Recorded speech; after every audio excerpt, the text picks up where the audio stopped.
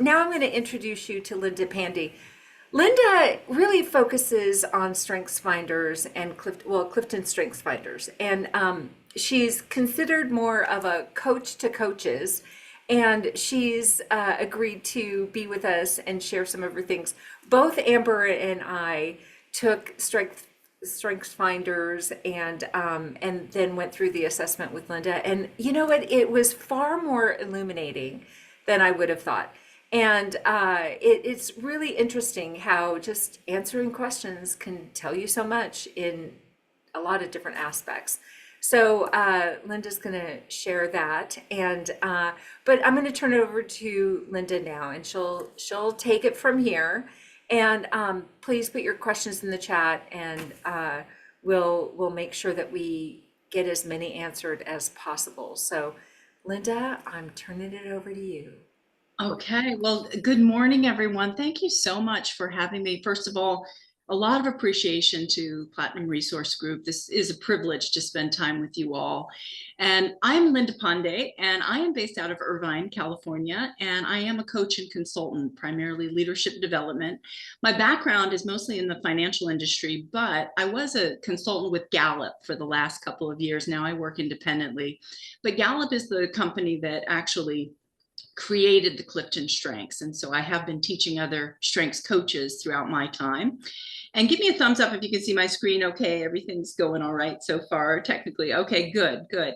So what I want to just share with you, these are my top 5: individualization, communication, relator, positivity, and significance. And that just means I'll look forward to hearing from you towards the end of this presentation with any questions you have. I love the uniqueness of the individuals on here. But this is my agenda for the morning, really, is just to talk about why it's important to embrace our natural talents, how the Clifton Strengths Report is structured, how it can help you in your job search, and also how it can help leaders. A lot of you, majority of you on here are leaders. And I want to talk to you about using your strengths a bit as a leader. And also, I use this a lot for team development. I do a lot of team building using the Clifton Strengths Report. Okay, so it all started here. Just to give you a little bit of context, this assessment was created by Dr. Don Clifton, who started with this really important question: what would happen if we studied what was right with people versus what's wrong with people? So a little bit of context. Don Clifton came back from World War II, and he was a research psychologist at the University of Nebraska-Lincoln, at a time when psychology was primarily focused on diagnosing what's wrong with us. And he said, you know, I want to study success. I want to study what gives people those moments of innovation and creativity, what makes people successful. So the report itself is based on 5 decades of his research. And the reason it's important, Gallup also does a tremendous amount of work around engagement. Some of you may even work in companies that do engagement surveys. The reason strengths is so important, particularly in your job search, is that people are 3 times more likely to report having an excellent quality of life, meaning their well-being improves, when they get to use their natural strengths in life. And on the job, they are 6 times more likely to be engaged in their job when they get to use their strengths. So that's why it's important. So we're going to have a little fun here. It's just going to be a little bit interactive. If you know how to raise your digital hand, I'm going to ask you to raise your hand after I give you a statement, only if the statement is true for you. And if you don't know how to raise your hand, no big deal. You can use chat. And so I'm just going to have you just raise your hand only if this is true for you. Okay? So raise your hand. And I'm not going to call on you. Just today, we'll save those questions for the end. But just raise your hand if you almost always can talk to people wherever you go, on elevators, on airplanes, and you just strum up conversations. Raise your hand if that's true for you. Oh my goodness, there's a lot of you in here who can strum up conversation with people naturally. Okay, and sometimes when I talk to people who can do this, they just say, I like to learn about people. I like to put people at ease. So, okay, thank you so much. You may lower your hand now, or John will help you lower your hand. We're going to go on to a few more questions here. So what about this one? Is this true for you? Raise your hand if this one's true for you. Do you write down a list of things to do and you even stick to it on the weekend? You just like your list. Okay, we've got we've got a lot of executors out there. Okay, a lot of folks like to get things done. You know, sometimes I like to write lists too. Sometimes I write things on my list just for the fun of crossing it off. I don't know if any of you do that too. All right, wonderful. Thank you. You may lower your hand. Let's do a few more. What about this one? Do you have a color-coded or otherwise beautifully organized closet? Let's see if this is true for any of you. When I talk to people who organize their closet, they say, yeah, it's by color code, it's by season, it's by style. I mean, the rest of it, if you raised your hand, which there's many of you in here who raised your hand, the rest of us would love it if you'd come and help us organize our closet. Okay, wonderful, wonderful. That's a lot of you. Okay, thank you. You may lower your hand. Thank you. All right, we've got a couple more here. And the next one coming up here. Do you almost always measure twice, cut once? Measure twice, cut once. Raise your hand if this is true for you. All right, that's a lot of you. I love this because you're the people who, if we go to IKEA together, you're the ones who actually know how to build that furniture because you read the instructions. So the rest of us really need you in our lives. So thank you for measuring twice, cutting once. All right, very good. Very good. Thank you. You may lower your hand. And here's our last question. Our last question is, do you almost always sense how people are feeling just by looking at them, just by looking at them? Let's see if this is true for a lot of you. Yeah. Okay, wow. All right, wonderful. Thank you so much for answering those questions. Okay, you all may lower your hand. We get a real great sense of the room here. Thank you for participating in that. So everything you just raised your hand to is really a clue to your natural talent. And this is how Gallup defines talent. It's a naturally recurring pattern of thought, feeling, or behavior that can be productively applied. So in other words, being able to talk to people wherever you go, that's a clue to your talent. Being able to think in an orderly or a methodical manner is a clue to your talent. To make to analyze and absorb information, a clue to your talent. To identify how people feel is a clue to your talent. So that's how we define talent. Okay. And CliftonStrengths is really kind of the code that cracks open the awareness of your unique talents. And I suspect there's a lot of you in here who have done your strengths before. And so I have curiosity if you'll just raise your hand briefly so I can get an idea if anybody in here has ever had your CliftonStrengths report done before. Okay, that's a good number of you. Okay, wonderful. Thank you. That's for my awareness. You can go ahead and lower your hand. Thank you. Okay, so one equation I really like is talent times investment equals strength. And I want to kind of explain this to you. So I just gave you the definition of talent. But I want you to, a good analogy is thinking of talent and strength as sort of like an iceberg. So the talent is sort of something that is below the surface, what you don't see of the iceberg. Whereas the strength is the part of the iceberg that others can see. It's observable. So in other words, it's only unless or until we are intentional about investing into our natural talents that they show up as strengths to other people. So what I mean by that is if we spend time practicing, developing, building knowledge in our talent, then they will show up as a strength to other people. And the definition of a strength is the ability to deliver consistent, near perfect performance in a specific task.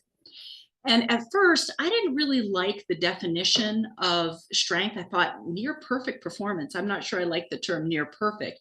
But if you really are cooking with gas with your natural achiever or your empathy or whatever your talents are, you really are showing up to others with strengths, but you do have to invest in those talents. So one thing I like to say is, to naturally lean into your strengths. That's my encouragement. So one thing I could say is that the report itself, this is an example of a full 34. The truth is, Gallup really could have called it Clifton Talents. That might have been more true, right? But that doesn't sound as snazzy, does it, marketing wise? So they call it Clifton Strengths. But I want you to think in terms of, you really do have to invest in your talents. Okay, so there's lots of different reports with Gallup, and this is the report I most like to coach to. It's called the Full 34. A lot of people will get just their top 5. I'm clearly biased because I do a lot of coaching. I really prefer the Full 34 because it gives a much more substantive picture of all 34 talents. And the way it's structured is that the first top 5 are called your signature themes. So those are the highest in terms of intensity for you. Okay. And those are the ones that when you take the assessment, 200 questions, those are the ones that come up to the top.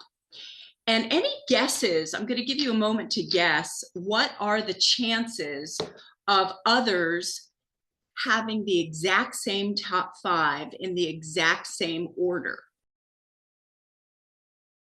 You can go ahead and use chat to guess. 1 out of how many?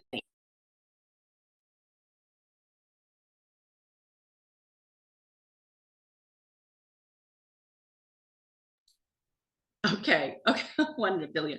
It actually is 1 in 33 million. Can you believe that? So the chances of someone else having the exact same top 5 in the exact same order is 1 in 33 million. Now, somebody may have the same top 5 as you in different order, and that's closer to like 1 out of 250,000. Okay. And when I coach, I really like to talk about the 1 through 5, but I also really, really like to talk about 6 through 10, because those are also really, really strong for you. Okay. And it's not that you can't do the ones here on the right, the ones that say navigate. In fact, 11 and 12 are also very strong for people who take this. They're sort of in the wings. You can dial them up as needed. But really, kind of 13 through 30 are a little bit akin to using your non-dominant hand to write. You can do it. It's not always pretty, but you can do it. It's just going to be a little bit more draining. And what people will often say is, wow, are these ones at the bottom, are those my weaknesses? And we have a nice ambiguous answer for you. Maybe, maybe not. In other words, Gallup doesn't even necessarily call them weaknesses. They call them lesser talents. And those, you may be able to use something in your top 10 to mitigate for those ones at the bottom. So I'd like to just give you an example. I was coaching a vice president of a call center, and he had number 34 empathy, and he was really actually embarrassed about that. He said, look, I'm a leader. He's a VP of a call center. And he said, I have number 34 empathy. Shouldn't that be higher? I'm a leader. And I said, it's, first of all, as a coach, you want to find out what is their definition of the strength at the bottom. And so his definition of empathy, he said, well, it's caring. And I said, well, the way Gallup actually defines it, it can be caring, but it's really about being able to identify other people's feelings and almost take them on, sort of like you're instead of catching a cold, you're catching the other person's feelings. And so he said, well, I don't want to do that, but I want to be caring. And so he had number 1 futuristic and number 2 learner. I said, well, what are the ways that you're using your high futuristic to be caring? And he had amazing examples. He was one of the first call center VPs to come out with the chat feature. And I said, wow, that sounds caring. And then I asked him, well, what are some of the ways that you use any of your top 10 strengths to identify how people feel? And he said, well, I have high learner. I like to learn about people. So in other words, what I always talk to with people is, rather than getting bummed out about what's at the bottom, really think about what's at the top that would help mitigate or help with those at the bottom. Okay. But we can't ignore what's at the bottom either. We have to manage the ones at the bottom. Okay. All right. So the first question I always ask when I coach people, and I do a lot of coaching with managers and executives around their strengths. It's a wonderful tool for coaching, is I always want to ask their first impressions. I always want to know, what, if anything, surprised you about this report? And they will inevitably say, not much. I mean, yeah, that's me. Sometimes they'll have a question of, say, for example, I was surprised that this was lower. I thought I would have higher strategic. I thought I'd have higher empathy in his case. And so sometimes there's a surprise, or sometimes there's a question about the definition, like, well, what does input really mean, or something like that. And that's something a coach can really help you with. So a coach adds a lot of depth to this kind of report. One of the processes that I use, whether it's individually or with a team, is called name it, claim it, aim it. And so naming it is really just about reading your report and really just defining, what resonates with you, what doesn't resonate with you. Claiming it is where it's really important to study success. So I always want to find out from the individuals that I coach, how is it serving you well? How has it helped you be successful? Because inevitably clients will have amazing stories about how their top 10 has really contributed to their success. It's really important to study success. And awareness is one thing, but then we have to be intentional about aiming it. So now my encouragement is you've got to use your talents even more. Find any reason, any excuse to use them even more. And that's where the aim it comes in, where what are the ways that you can intentionally develop this theme, use it even more. Okay. So every Clifton Strengths has a very unique power and edge. In other words, you're not smarter if you have high strategic, you're not nicer if you have high empathy. Every single one has a power and edge. And really your top 10 give you great potential for greatness. The report also gives you domains. It categorizes by domain. So these are all 34 themes. And notice that they're under a different domain. And one thing I like to set real clear, especially with teams and managers, is look, these are neighborhoods. These are not walled off gated communities. In other words, if you lead with high relationship building themes, it doesn't mean that you can't execute. Of course you can execute. You all got yourselves here this morning, right? And if you have high executing themes, it doesn't mean that you can't think strategically. Of course you can. And of course you can influence, but probably the way that you're influencing is through your dominant domain. And so really what this means is if you lead with high executing, it's just really a talent for getting things done. You just love to get things done. If you lead with high influencing themes, you really have a talent for speaking up for yourself or on behalf of other people. If you lead with high relationship building themes, you really are able to connect with other people or connect people to each other. And if you lead with high strategic thinking themes, typically you are able to analyze and make really informed decisions. Okay. So those are the 4 domains. All right. So I know that Amber is a little under the weather, so we're not going to pull her in verbally, but I did coach, for full transparency, I coached Amber to her strengths. I just wanted to show you her report. Many of you know her on here.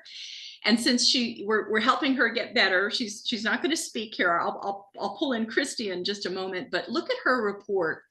And I remember when I coached you, Amber, and you can answer this in chat, but what was one theme that just kind of fit you like a glove?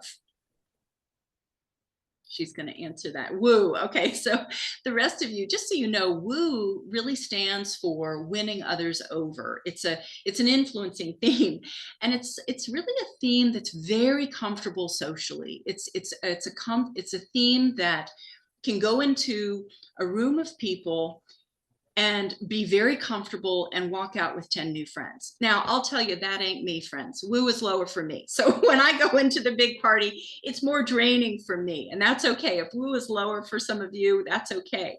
But I have high relator, so I'm kind of the person who talks to the person I know in the corner of the party, right? And the many of you probably share that too. But she has it, and it's a real talent.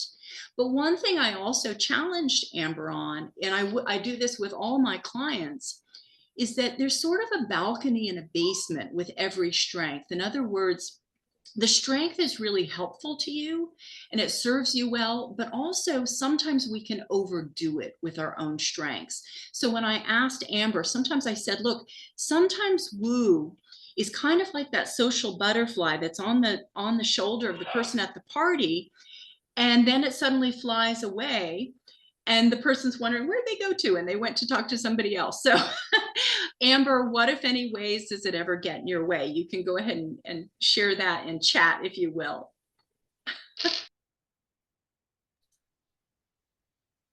Okay. So the other thing, she's going to share that in chat, is we also create a plan for what's at the bottom. And one thing I want to show you is that there's a way on the report to see what her dominant domains are. So Amber has dominant influencing themes, and then relationship building, strategic, and then executing. And just like I shared with all of you, it doesn't mean that she can't execute. Of course she can execute. She's here this morning, right? It just means that her sort of dominant go-to behavior and talent lies in the ability to influence others. Okay. And she's sharing very honestly with us, gaining trust, because she's kind of rushed. She cares about getting to everyone. So whenever I coach, we always talk about sort of how it helps and the blind spots of each theme. Okay. Now Christy's going to be really nice here, and I'm going to pull Christy in because this is Christy's report. And so I did coach Christy for an hour on her strengths. And Christy, if you don't mind me pulling you into this conversation, what's one of the things that kind of fits you like a glove? Empathy. So much so that sometimes it's painful. Okay. So because I feel. Yeah, she feels. So when we talk about empathy, it's first important to study success. So empathy is a real ability to identify how people feel. So Christy, how does it serve you well to have high empathy before we get to the blind spot of it? I probably, it helps me connect with others easily because it's like I can sense, do they want connection? Yeah, I feel like I can sense what they need in the conversation. Okay, that's great. So she can sense how they need, but sometimes the blind spot or the challenge of having empathy, like Christy just said, is that the analogy is you're sort of catching a cold. Instead of a cold, you're catching people's feelings. You're Oh, taking. yeah. How does it ever get okay, Christy, to have high empathy? Sleepless nights. Okay, sleepy. Because I'm thinking, it's like, I it's like, what can I do for this person? How can I, and I send them good vibes and, whatever. But it can, especially family members. It's like I absorb, the pain. And then when things are happy, it's like, oh, I'm so, I am very empathetic. Yeah. Okay, that's great. Thank you for sharing that. And one thing that we talked about is we can't ignore what's at the bottom. In other words, Christy has low deliberative, and I share that with her. So I relate to that. Deliberative is really the ability to take a real pause before taking action. And notice she's got high activator, so she likes to get things started. No more talking, action, So we talked a little bit about what are some of the ways that you can manage your low deliberative, and maybe you could share that with us, what came up for you. Well, it's I feel like I'm on autopilot so much, right? And that's, I think probably over the years my deliberative has gone down just because I'm so much on autopilot. I've done so much, and it's so just maybe pausing and thinking about, should I take another, path or something? Yeah, yeah. Okay, that's great. So kind of intentionally pausing before taking action is something that she has to just be thinking about when one has low deliberative. Yeah. These are her domains. Her dominant domain is relationship building, almost equal to strategic thinking, influencing. And again, she's a CEO of this company. Of course, she can execute. It just her go-to strength and talent is in relationship building. Okay. All right. All right. So one thing I want to ask you all is, oftentimes people will think about the themes at the bottom. Those must be my weaknesses. And really, it's when we overdo the ones at the top that oftentimes those can come across as weaknesses. So I'm going to use my own example. And this one is communication. I share, many of you in here share this with me. So the power of communication, I like having it. A lot of you should love having it too. It's the love of language. It's the love of words. Typically, people with high communication are generally like to present or love words and to be verbally expressive, love storytelling. But feel free to use chat. What might be the blind spot of having high communication? Any guesses?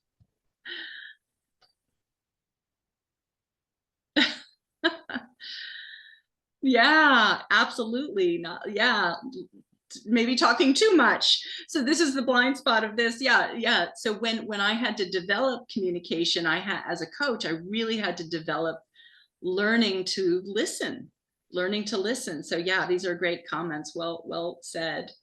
Let's look at another one together. So a lot of you in here no doubt have high achiever. High achiever is an amazing talent with lots of stamina.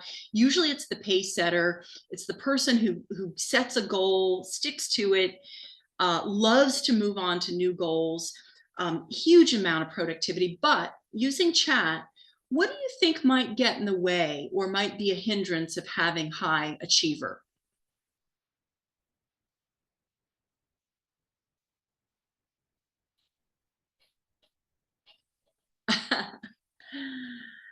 Yeah.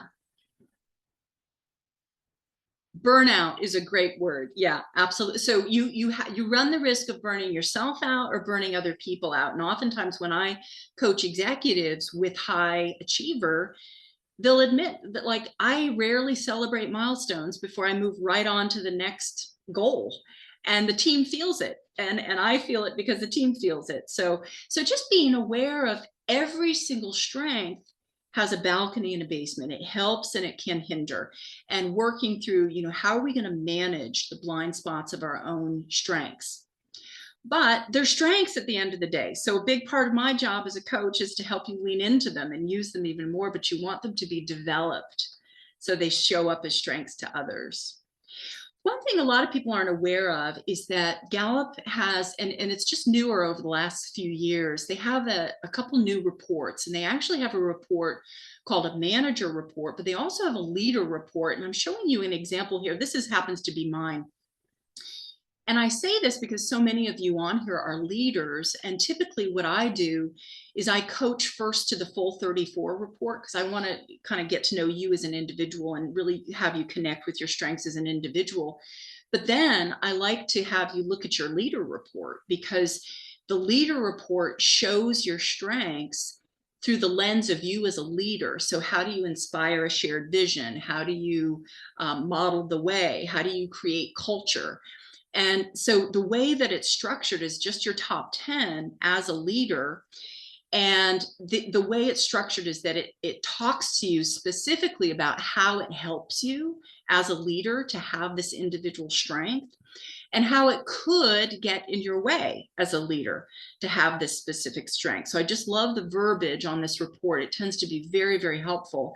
One thing I also like about it is that it gives you ideas on how to apply your strengths as a leader. And it gives you 4 ideas. And usually when I coach a leader, I'll ask them, what of these have you already tried? Or what ideas kind of resonate with you that you'd like to experiment with? And usually there's an idea they want to experiment with that rings their bells, so to speak. Okay, so just wanted you to be aware of the leader report, and that's a separate report from the full 34 report. that I think is very, very substantive. The other thing is oftentimes what happens is when I coach a leader, they begin to get so interested in strengths that they say, hey, come work with my team. I want my team to get their strengths done. They become very curious about their team strengths. And so what we typically do is I take them through a kind of a workshop. So the team kind of names, claims, and aims their own individual strengths. And then one of the benefits of strengths is that you can put everyone on a grid. This is a real team I worked with. Just notice that I blanked out here on the left-hand side. I blanked out their names, but imagine that there's names listed here. And this is their strengths. Now, it might look a little overwhelming to the eye because it shows and highlight their top 5 in green. And then 6 through 10 is sort of the darker gray, and darkest gray are the bottom. And so inevitably what happens is I always want to show them what their dominant domain is. I always want to start with what's successful on a team. You know, what's the superpower of this team? And inevitably, in this case, this team leads with relationship building. And so their superpower is building relationships inside the organization. And then next is just getting things done. And inevitably, any team who sees low influencing will get bummed and say, oh, we don't know how to influence. And I will always challenge them and say, wait a minute. Remember, these are neighborhoods. What are the ways that you do influence? And it's always their dominant domain that helps them influence. So in this case, this team influences because they are so good at building relationships, or they influence because they know how to get things done. The other thing I often will do with teams is I will absolutely talk about their top 5 as a team. So I will talk about, you know, how does it help this team to have such high relator? How does that benefit the organization? They have high consistency, harmony, developer, and responsibility. How does that help the organization? We talk about that.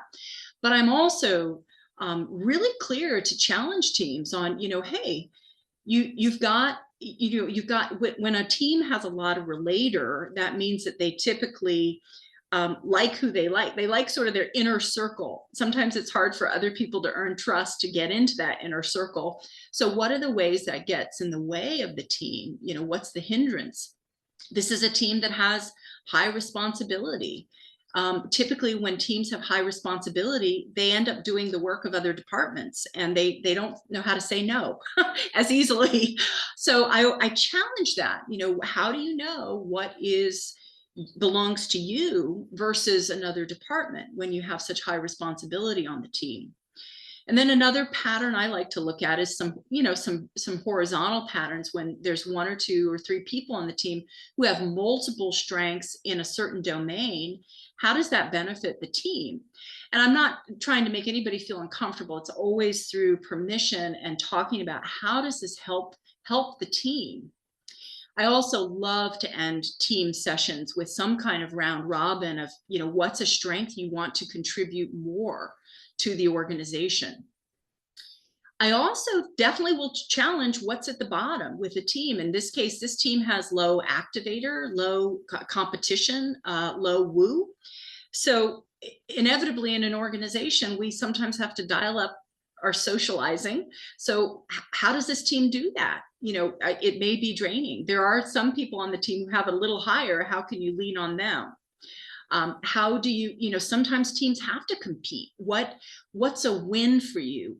How do you know how to dial up a sense of competition? So I always like to challenge teams on what's working well and what are some blind spots even of the team. It usually leads to some really nice substantive conversation. So kind of as I begin to wind down, and I will take your questions, is that really my encouragement is that you absolutely invest in your strengths. And that means regardless if you do this report or not, study your own success, find more ways to apply your talents, acquire knowledge and skills in your talents. I encourage CliftonStrengths because I think it's a wonderful tool. It's an incredible self-awareness tool, not for only just strengths, but also for blind spots. And I always encourage people to share your strengths with people you care about, your family, your friends, your loved ones and partners, and especially your colleagues. They all see your strengths in action. They also see your blind spots in action, but they are great people to bounce off. Hey, what of my strengths do you see? What of my blind spots sometimes get in my way? I see some good questions coming through that I'm going to answer in just a moment. So I'm going to kind of leave you here with one of my favorite quotes from Don Clifton. We're never so strong as when we clearly have in mind our successes. So my strong encouragement is to study your success, lean into your talent, and turn them into strengths. So I see some great questions coming in. I'm going to first, before I take your questions, I'm just going to share my contact information. And I consider myself a team builder and career collaborator, although I'm a certified coach. I'm a PCC level coach, so I have over 500 hours of coaching. But this is my business. I do management, leadership development, and I'm after our workshop today. I'm going to share a special offer for you, especially many of you are leaders. If you're interested in working with me and doing your CliftonStrengths report, whether it's just the full 34 or the leadership report as well, I'd love the opportunity to work with you. I'm going to start taking some of these questions. I'll leave my contact information up just for a couple more minutes. The first great question are, first of all, Mary, great question about hiring. So just so you know, this is not a hiring tool. It is a development tool. There are other things that Gallup offers that are, and I don't work for Gallup any longer, but they do offer other things that can be beneficial in the process of hiring. This is not a hiring tool, purely development. Great question, Monica. Do they change over time? Wonderful question. I get that all the time. So here's what we know. First of all, when I was at Gallup, we worked with a lot of university students as well. And if you think about university students, some of them are still in their teens or early 20s, and the brains are even still developing. So their results will change. And here's what changes results over time are formative years. So the retest reliability is very strong. It's 0.73, which means you're not a robot. So tomorrow, if you took it, you'd probably have some different results. Probably about 7 of your top 10 would shift. But what changes results are formative years. And what I mean by that are when you go through major life changes, marriage, children, divorce, major job shifts, historic pandemics. Those are things that can change your results. But if you are an adult, and so I always encourage, students to take it again after 10 or 15 years, because it may shift. But if you're an adult and you're connecting with your results, like, yeah, that's me, there's no need to retake it. There's really no need, unless you're really curious to retake it after a lot of change has happened in your life. But hopefully that answers that, Monica, for you. Great question about DISC assessment. There's room for both. And there's a great article, and I'm happy to share that with Christy. There's an article about the difference between DISC and CliftonStrengths, and DISC and Myers-Briggs, and DISC and Enneagram, all of those. There's room for all of it. I'm clearly biased because to me, this has a lot of substance because of the individuality of it and the fact that it's so positively focused, and we can really take action and develop these strengths. But hopefully that helps answer it, John, that there are differences, and it'd be better for me to share an article with you on those differences. Let me just see here. Let's see, I'm doing this previously. Yeah, you can absolutely, if you've done it before and it's been recent, you can actually go back in and you can pay to download your full 34. You don't necessarily have to take it all over again. Just so you know, there are 200 questions, but that I do encourage you, if it's been a while, you may want to retake it. That would be fine.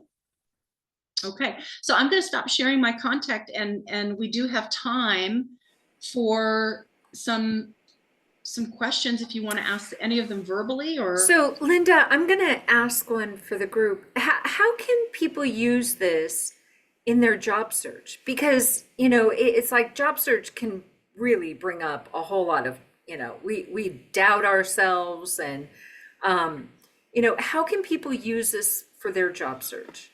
Yeah, it's a great question, Christy. So first of all, I go back to that statistic that you are more likely to be engaged in your job if you're using your natural talents. So what I would recommend is that you get your report, you see what your natural talents are, you identify them. And I think having the help of a coach is very helpful because it helps with the definition and it gives some clarity and helps you walk through the past of how it has helped you be successful and how you can develop those even more.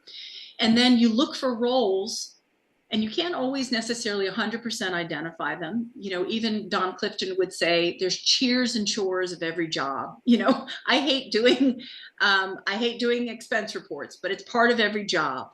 But the more you can find roles that use your natural talents and strengths, the more engaged you are going to be in that role.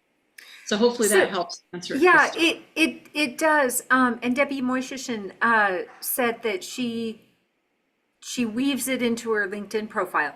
And that's probably a really good thing to do for your resume as well. And just, understand your strengths and make sure that you can weave that in. And that's wonderful. Who else has questions? Bill, was your question answered? Yeah, it was on disc. Okay. Anybody else have a question? We have some time with Linda. I have one, Christy. What about you say the employee engagement when they use their talents and strengths, does it directly relate to employee satisfaction? Well, the Gallup has a survey. It's called the Q12. I'm not sure if any of you are familiar with it, but they measure satisfaction in that survey of companies. They customize it to specific companies, and they do measure satisfaction. But they also find that when companies use strengths inside their companies, it leads to higher engagement within the company. So there's a correlation between companies that get engagement surveys and also use strengths. And so that would lead to greater satisfaction within the company. John Horn has a question. He has his hand raised. Okay, John, and then I see Bill has another question. Yes, hi. Thank you, Linda. It's a great presentation, so I appreciate it. I was just curious, I see, because I'm in human resources and I'm looking for work, and I've applied for a lot of jobs where they want you to submit your top 5 Clifton strengths. And, I do that, but I also wonder, does that have a potential of harming you because you're only giving this organization your top 5? And as you're talking about, it's the full range of 34. And, so how do you potentially turn what people might look at as a weakness? For example, if your top 5 don't include maybe a strategic element, but that's your number 10 strength, how would you overcome that potentially? Yeah, John. Well, at the risk, I don't want to open up a can of worms, but I also want to be really sensitive to the fact that this is not a hiring tool. So I don't mean to give kind of a naughty shake of my finger to those companies, but they shouldn't be asking you for your strengths before you get hired. Strengths are meant to be after you're onboarded, because they are what they are, and they're meant to be developed. They're not intended to be a hiring tool. And frankly, it can't be supported by a court of law if they're using it as a hiring tool. And that's straight from Gallup. So I would just say, you're absolutely right to say, gosh, I hope they're not just looking at my top 5. I have 6 through 10, but more so, you do not have to submit your top 5 to them before getting hired. It's real. Most companies are doing them as onboarding tools after somebody's been hired to help them develop their strengths. I see some great questions coming in. Let me see here. Monica Sargent has one. What if your top 5 only fall into 2 themes? Hers are strategic thinking and executing. Well, like I said, they're neighborhoods. It doesn't mean that you can't build relationships. Of course you can. Maybe one of the ways that you build trust in relationships is showing people that you know how to get things done. And they build trust with you because of that. That's how you build relationships. Or you influence because you have strong strategic thinking, strong ability to make decisions. and absorb information, that's influential. So rather than getting bummed out about the domains that you're not in, you think about, how does my strategic thinking and executing help me in those other domains?